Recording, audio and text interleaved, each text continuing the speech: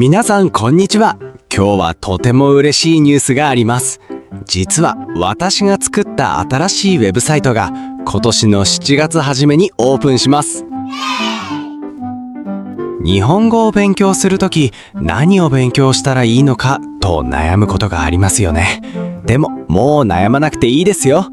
このサイトは皆さんが日本語をしっかり身につけられるように正しい順番でコースを作りました。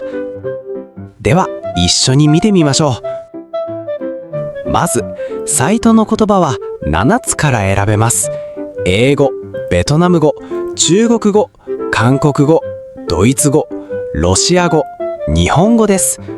このビデオでは一番わかりやすい英語を選んで説明しますね。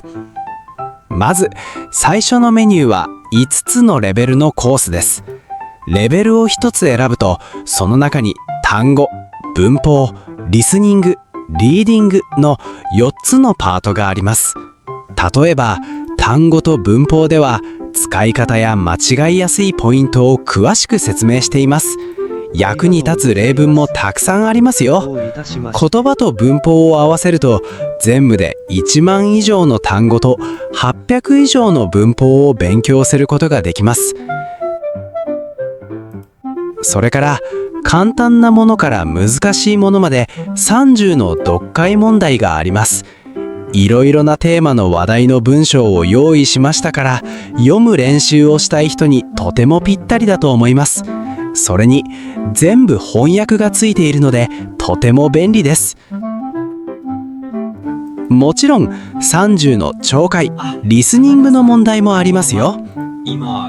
リスニングの問題はそれぞれのレベルの文法を使って作られています。ですから聞きながら会話の力も高くすることができますよ。さらにスクリプトを見ながら聞くことができるのでしっかり意味がわかります。僕も食事と飲み物が欲しい。次は皆さんが気になる漢字です。5つのレベルで約2100の漢字が覚えられます。グループに分かれているのでとても勉強しやすいですよ。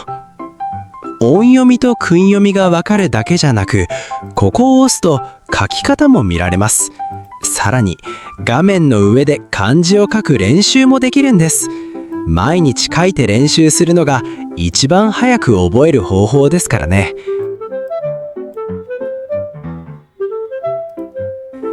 また日本で働いている人のために専門用語のメニューもあります。いろいろな仕事の言葉があってこれからもどんどん新しい言葉が追加されますよ。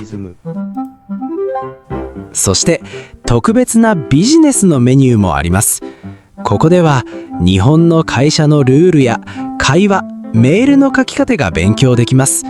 参考になる会話の例やメールの例がたくさんあるので仕事でそのまま使うことができますよ。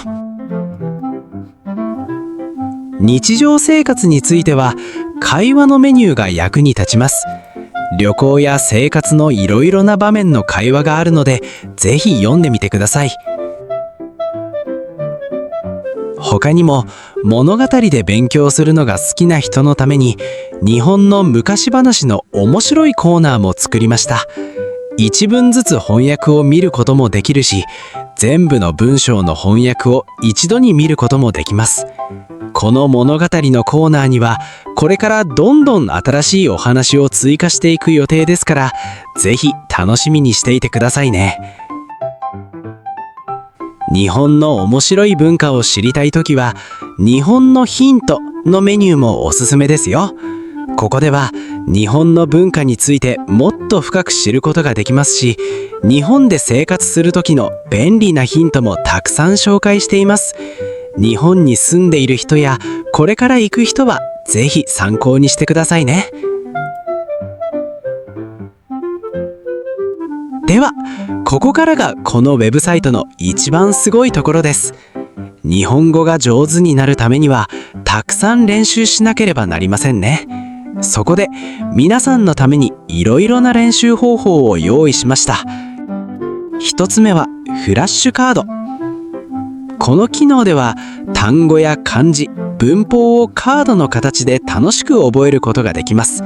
カードの表には日本語があり、裏には意味や読み方が書いてあります。クリックするとすぐに答えを確認できます。2つ目はクイズ。この機能では4つの答えから正しいものを選ぶクイズができます。問題を見て正しい意味や読み方を選ぶだけなのでとても簡単です。そして3つ目はゲームです。皆さんゲームが好きですよね。このゲームでは皆さんがヒーローになってモンスターを倒しに行きます。ゲームが終わった後でポイントがもらえます。もし高いポイントを取ったらランキングの皆さんの名前が載りますよ。ぜひ楽しく遊んでみてください。ゲームの他に SRS という復習のシステムもあります。これを使えば覚えたことを忘れません。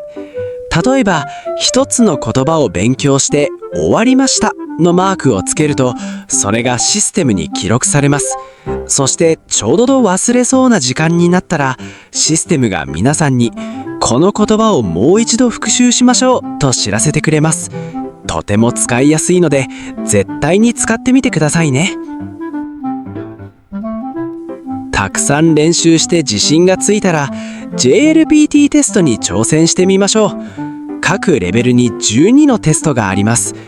実際の JLPT テストと同じように作りました。